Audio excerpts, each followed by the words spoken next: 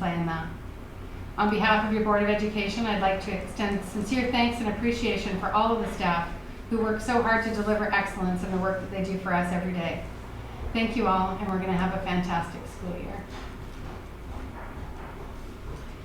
Okay, are you ready, or should I? Okay, I didn't actually ask. We've got a presentation today, which is our auditors. So we've got Corey Vanderhorst and Graham Roberts from MNP.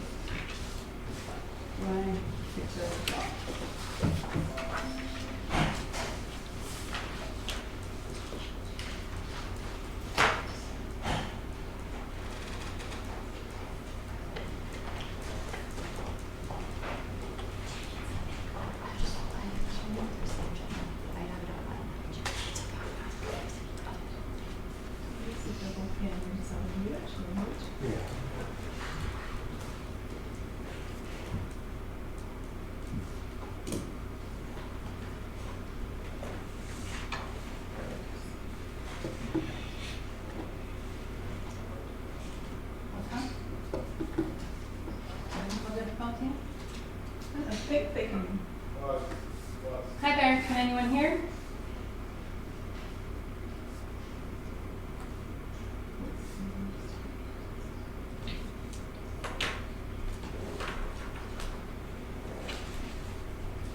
It would appear that Corey is speaking. Or Graham rather. Can we hear you? You gotta, Oh, if we,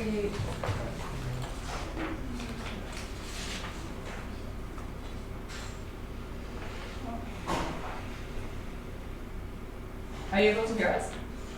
Yes, I hear you now. there we go. Hi Corey, welcome.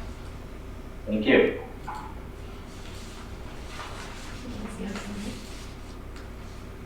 No, I can't see you. Microphone's working on. Okay, are we waiting for Graham, or would you like to get started? What do you want to do, Corey?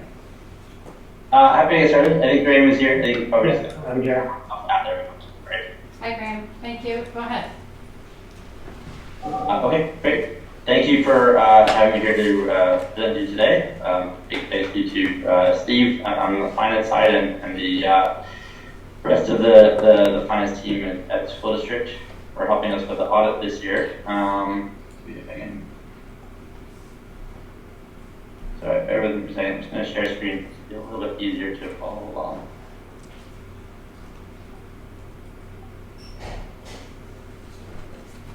And just confirming you're able to see the statement 1. Got it. Perfect, thank you. Happy to be done the audit and presenting to you today. As in past years, we're providing a clean audit opinion, which is great news for the school district. We're satisfied that the financial statements that you have in front of you are prepared in accordance with the appropriate provincial regulations on how we're presenting the financials. They're a little bit different than standard public sector standards. You've got the statement of financial position open in front of you. Really quick snapshot of what was in the accounts at June 30th at the end of the school year. The district had cash balances of $7.7 million, a little bit of receivables that you always have coming in. So total financial assets, $8.1 million. On the liability side, basically very similar type of balances here. There's always a little bit of timing on payables and things at the end of the school year. So accounts payable is up a little bit, but you see some of the unearned revenue and deferred revenue down. So that's the tuition revenue rolling over into the next school year and some of the grant funding. That big deferred capital number, $37.9 million, is not a cash number. That's the funding from the ministry for past projects and capital projects. There's about $700,000 there that's actually cash to roll forward. And then the bottom line on the liabilities is the new account for asset retirement obligations. So this is things that you have in the school district that would need to be remediated or cleaned up. These are not new items, but it is a new number on the balance sheet. But the accounting standards changed, so it was an accounting exercise to calculate what could that liability be. It's not the liability that you're going to pay out next year. It's a long-term estimate of, if you're going to go in and do a renovation in a school, what would the cost be to do some of the cleanup of lead paint or asbestos or other materials that might be in the school. So it's calculated district-wide, and again, you can see a little bit of a decrease year over year. The amount was calculated for 2022 to set it up as a new liability, and there was a little bit of remediation activity during the fiscal year, so the balance actually went down. Then we get what we call your net non-financial assets. So the tangible capital assets, the buildings and vehicles and equipment, and you can see it's increased to $47.1 million. I'll show you in a minute some of the capital activity there, and an accumulated surplus on an accounting basis at the end of the year of $10.9 million. Now that number again is a combination of operations and capital and reserve accounts. So it's not just the operating funding, and most of that value or balance is the value of the capital assets minus the funding that was received in prior years. We scroll down into the statement of operations or the income statement for the year. As you'd expect to see increased funding coming through from the ministry. So we've got from $38 million to $42 million for the regular operating funding and capital grants. Overall revenue increased from 44 to just shy of $50 million. And as well, expenses increased, big one being instruction, salaries and wages and paying for the teachers and assistants going through. So large increases in costs there, as you'd expect to see with some of the inflation that we're seeing and contracts. The other areas, district administration, operations, and transportation, also seeing increases in costs year over year, which is pretty consistent with what we're seeing with all the school districts that we work with. So total expenses of $51 million on an accounting basis, and an accounting deficit of $1.5 million. Again, a reminder that that's not just the operations, that's also operations and capital. So I'll finish up by looking at the cash flow statement that unwinds some of the adjustments that we make when we're putting the financial statements together. So the important number here on the cash flow statement, this is a little bit closer to how you're thinking when you think of budget numbers, but the first subtotal of total operating transactions, that's the total operations. As you can see, a cash outflow of $887,000. There was $2.2 million of capital spending, $1.6 million of capital funding received. So you can see less funding received this year for the capital spending. That's because there was amounts in the prior year that rolled over. So some capital grants and things that were left over in 2022 and used in 2023, which makes this look like more spending than funding received. So you get a decrease in the main bank accounts of $1.5 million. I'll pause there. Are there any questions on the financial statements? None? Great, thank you. There is also an audit findings report that was issued to the board. There isn't a whole lot to bring to your attention there, so that's a good news story. There's no concerns or things that the auditor is bringing forward. I do have to emphasize a couple items on that report. One is independence. The MMP as an audit firm is independent of the school district. We didn't do any other projects this year that would impair our ability to do an independent audit opinion. In that audit, we calculate and use this number that we call materiality. It drives the amount of audit testing we're going to do. If we have adjustments or things that we're talking to Steve about, it's a threshold for whether we need some things adjusted. That number this year was $1.9 million. It's actually increased from the prior year. We calculate it based on your annual revenue. So as the revenues increased, that materiality number increased. That means that we're looking at every transaction over $1.9 million, which is usually large capital projects and your ministry funding. And then we sample underneath that value to make sure that we have comfort. There's no other concerns to note on the financial statements, nothing to bring to the board's attention. This year, with that new asset retirement obligation liability, we did spend extra time there. A big thank you to the time and effort that was put in by staff. And the other item that was new this year is we spent extra time as a result of a new audit standard, understanding finance processes and IT as it related to your finance department. So a big thank you, because there was a lot of extra questions and heavy lifting for Steve and his team. So we really appreciate the help there. And that's everything. I'll turn off the sharing. That's everything for my presentation, but I'm happy to answer any questions if there are any. Thank you, Corey. Any questions for MNP? Seeing none, looks like you're free to go. Thank you. It was lovely to put a face to your name. Thanks for joining us today. Thank you very much. Have a good Bye-bye. day. Okay. Do we need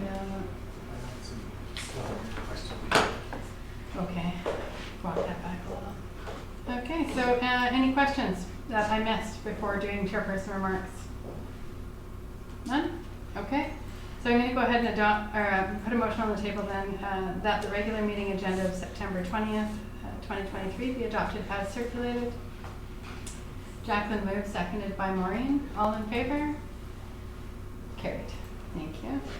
Okay, so the next item up is the adoption of the minutes. Any questions, comments, concerns? Okay, seeing none, looking for a motion then that the regular meeting minutes of June 21st be adopted as circulated. Jacqueline moved, seconded by Kirsten. All in favor? Carried. Great, thank you. Report of closed meeting minutes, June 21st, 2023. The board met in camera to discuss items which include personnel and legal. And then that moves us to incoming correspondence. Pulling up my agenda on here. Any comments, questions, concerns on any of the pieces of correspondence listed there and through 4A through G? No? Okay. Looking for a motion then that the correspondence listed in 4A through D be received. Jacqueline moved, seconded by Kirsten. All in favor? Okay, carried. We have no outgoing correspondence. And then that will move us to your report, Jay. Okay, we have a number of documents that we've been working on since last school year. And the first is the framework for enhanced student learning report that is due at the end of the month, and that's a requirement with the ministry, and it's meant to report on a number of standards that were in our strategic plan. So there's a number of requirements to report back to the ministry based on the year before and the data that is in the report. It may be a little bit confusing because we also are looking at the school reports, but if you remember, FESL is a report that is cumulative over the last school year, so it's not your strategic plan, it's not reporting on your strategic plan, it's reporting on the requirements of FESL. So there'll be a lot of pieces in there that are obviously from the strategic plan. You can see at the end of it, it talks about the direction moving forward, which is just the general priorities that the board has moving into this year. It's quite an extensive report. We're not going to go through it because we had already in the committee whole, we had a report in June. So, and throughout the year, we've had reporting on the different measures that we have. I want to thank Kristen and Allison for taking the lead and putting this together. And there's a lot of data and a lot of information in there that we're happy to answer any questions. But I know that there's been extensive consultation and discussion throughout the year, and so this is really a cumulative report. So there shouldn't be anything in there that's new to anybody on the board, and definitely isn't to anybody in the district. And if you look at the directions, many of the directions that are there will continue on. Will be in our strategic plan and our operational plan moving forward. So unless there's any questions. I have a question, Jay. Yeah. Are these like done up by us, or are these from FSA results directly? Yeah, we get them on a dashboard. Okay. They're hard to, we actually talked about that. If you remember last year, we tried to put them up. Also, they're difficult to actually see on. Yeah, I guess my question was just something I noticed right now in terms of language, because we don't have a reserve anymore in our community. So is that required language by the ministry, or can that be reflected to say Indigenous students living within the nation versus students off the nation? It's the ministry. Right? Yeah, Can we make a request to the ministry that there are districts with children that don't live on reserves? we can ask, but we've done it before, and the answer's been no. But Okay. I just didn't know if it was. we can definitely Okay. ask, because there's other aspects too that we continue to get, that Okay. because we have a treaty nation and we get a lot of information that and opportunities that they don't have because they're a treaty nation, but we continue to get that information sent to us and they've requested that we shouldn't be. Yeah, 'cause I guess 46 would But be we can the ask. same position. Okay. I think it's super exciting that EDI finally shows some promising results in that way, but I wonder, Jay, if you could just remind trustees where they could view complete data sets for some of these statistics. On the website, do you guys want to speak to it? In terms of the EDI or? Right, I know they come from a number of sources, so that's what I'm asking. I feel like we've had them compiled before on the portal, and I don't think that's the case anymore. Okay. But it's something maybe we can look at. Yeah. Okay.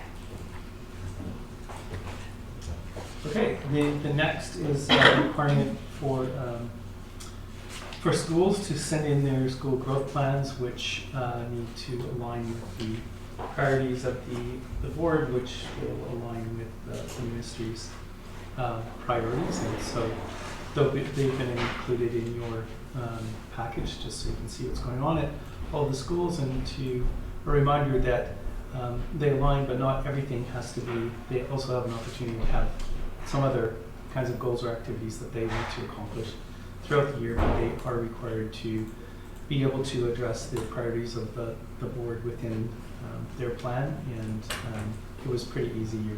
The goals are pretty broad, and it'll be reflected a little more when we have our work plan that you get to see, that will give you the details around the objectives and measurables moving forward, which you can see in the FESL document. Any question about the school's plans? Can I just ask a question about the continuous improvement review cycle? So I think that the map that's laid out there indicates like the periods of time where data is collected. But I wonder if we have a similar calendar that actually shows release date information for the findings. We could. There are various times that you mean in terms of when the grad rate goes up. Yeah, because some Yeah, of them are in that's the something summer, that- for example, and maybe it's something that we can digest in pieces instead of all at once. And So yeah, if we take a note of that, we'll see if we can. The release times are always similar. yeah. Okay, sorry, go ahead. Okay, next is just a regular report around the enrollment in the school district. And next is really the report today. And to be honest, I'm trying to figure out why it's there. James, I have a think it was- question. Mm-hmm. The enrollment, about the Oh, enrollment. sure, enrollment, go ahead. Do we know, or do we have information that I just saw 16 students in the head count left Edge Hill. Was that school movement, or was that out of district movement, or? No, we don't, I can find out, but we don't. Okay, I was just track curious. whether they're going to other schools or they've just left the district, but it's easy to find out because of the. I guess it wasn't just 7s moving into 8 and then smaller numbers coming up, right? Mhm.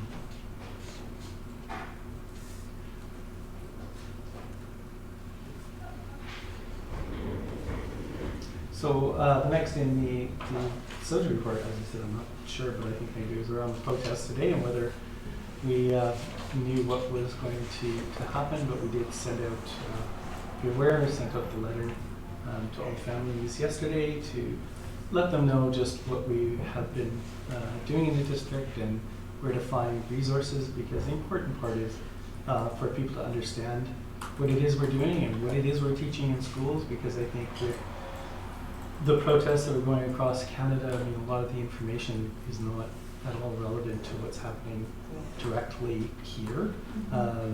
So I think it's important that we get that out there and that we're absolutely open to anybody. We've had only 2 letters come to the board, and both of them we've had an opportunity to meet with those individuals and kind of discuss what we do in schools and why and how, and I think it just really helps for people to be aware of exactly what we're doing, and then if they're not happy, there's opportunities to write to the board or to come to open meetings and ask questions, and we're always open to that dialogue. And you know, if you've seen social media, there was just a whole number of people, protesters and anti-protesters, and I think they're here for a couple of hours and dispersed. The Accessible BC Act is showing the district implementation of that. That's a new requirement the ministry has. Tawny is leading that up. She's struck a committee, and really this year it's just, we have to say that we're showing that we are in the planning stages of implementing that, and I think it's in all public areas that like the city and others that are required with the new act to have a plan. So the idea is by the end of the year we will have a plan to present to you.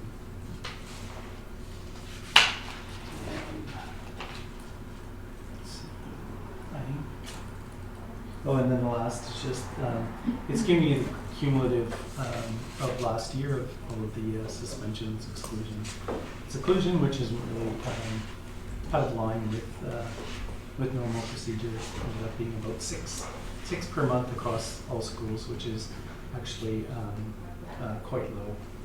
So that's a good thing. And that's my report. Okay. Any questions for Jay on any of the items? Okay, looking for a mover then that the framework for enhanced student learning report for the 22-23 school year be received. Sorry, I missed that. Okay, thank you. We also need a motion with another motion that the school growth plans for the 23-24 school year be received. Jacqueline and Maureen. And that the superintendent of schools report be received as presented. Jacqueline and Kristen. Thank you. Here's the capital plan overview. Okay, I've got a brief summary document of our capital applications with the ministry for the year following the plan that was already approved. You're adopting this in 2 parts. So in June, you adopted the front end of this overview, which included the continuing with the expansion. So if you recall, the letter we received last year is that we were authorized to proceed to the next stage of business planning for an addition with Edgehill. So it's still, it's not yet approved, but we're well down the planning process to submit a proposal to the ministry. And you adopted the seismic piece, which is prospective improvements to tax saving. What was also added in and speak to in a minute is around the school food infrastructure program, which is new, and the plan we put forward that you adopted in June was around improving the kitchens that we do have, so higher speed dishwashers, some additional storage capacity. I'll speak to the letter here in a second. And so what I'm looking for you to approve now is the last 3 parts. The school enhancement program, we're proposing a mechanical system and ventilation upgrade, which is what we are almost completed now at Thompson. So this would be the next school taking a similar approach. And under the carbon neutral plan, proposing lighting upgrades at Westview and Henderson, not dissimilar to what we've almost completed at James Thompson and Kelly Creek this past summer, and confirming we believe one bus will fit for.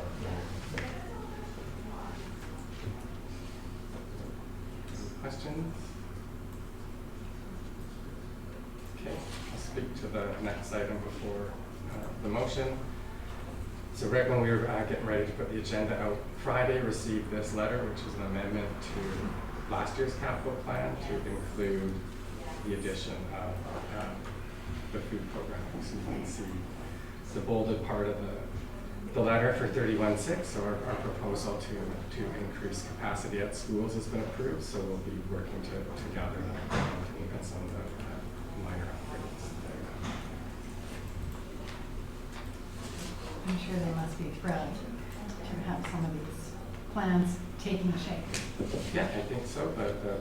The lighting upgrades are almost complete. There's a couple classrooms that are doing on afternoon shift, I believe, and the heating and ventilation upgrade at James Thompson. Really big project, was substantially complete by Labor Day. We had to keep the gym unavailable the first couple of days of the first week of school, and then there's still a bit of work to do, but it's mostly on the back end, on the roof and not seen, but the units are being commissioned, and this system will have environmental controls just like we have at Westview and Brooks, so remote controls of that environment, and then the ventilation upgrade will improve the quality of the school, but it also better position us if there were ever pandemic-related conditions where you need to adjust the environment for different reasons quickly, whereas with the old equipment, you have to do everything by wind in the school. So this is the first of probably 4 school upgrades with us proposing Henderson. Exciting times for sure. Any questions for Steve related to those items? Nothing?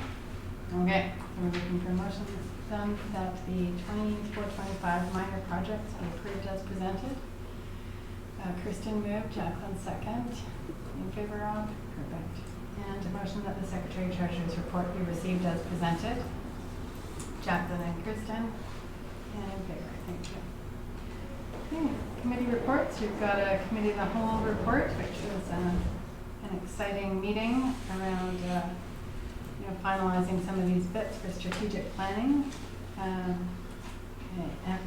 FSD and A.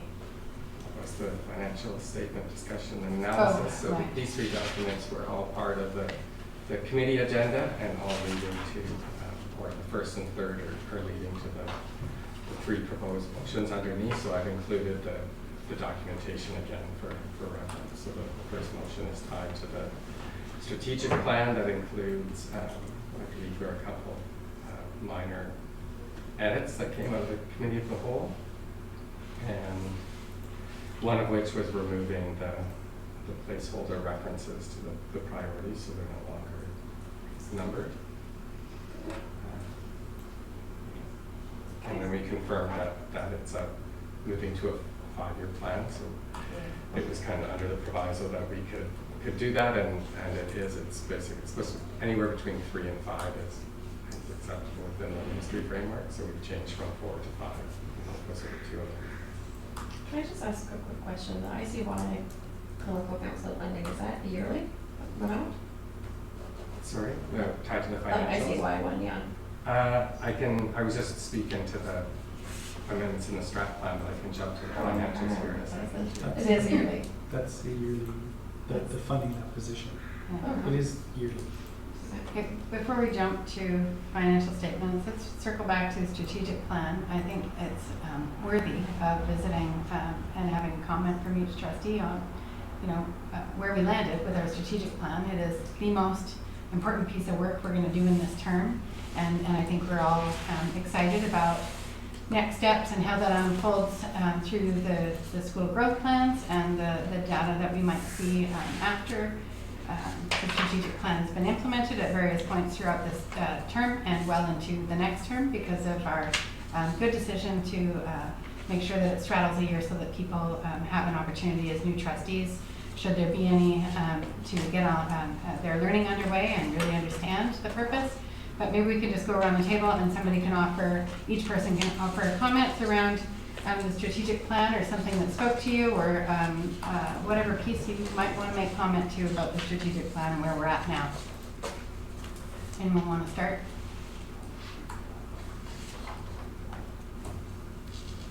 Should we let Steve answer and you can think about it? His financial question? Well, I think it's already answered. Oh, okay. Well, there was lots of conversation that was had, and so I know that there's thoughts in there to share. I just think now we're into the real work.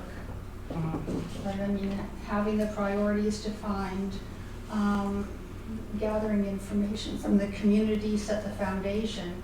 Now we have to keep our eye on the ball to make sure that the strategic plan, the operational plan lines up so that we really are living our belief. Great, yeah, thanks, Maureen.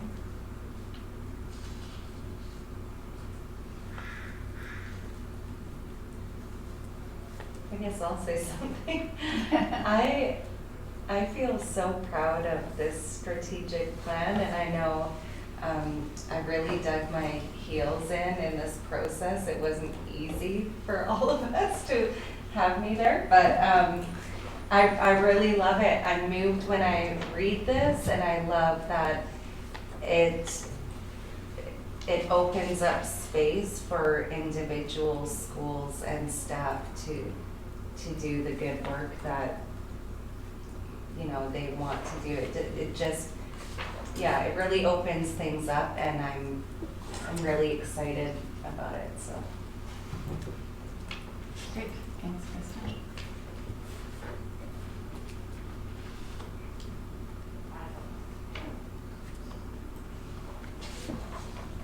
Anybody else? Strategic planning was a big chunk of Well, time. we certainly weren't prepared. I don't think that all 18 leaders to speak to it, but I think that this was we're all able to come together and have our voices heard, and it really is a good summary of everybody's concerns and goals for the district, and so I think we're able to move forward in a good way.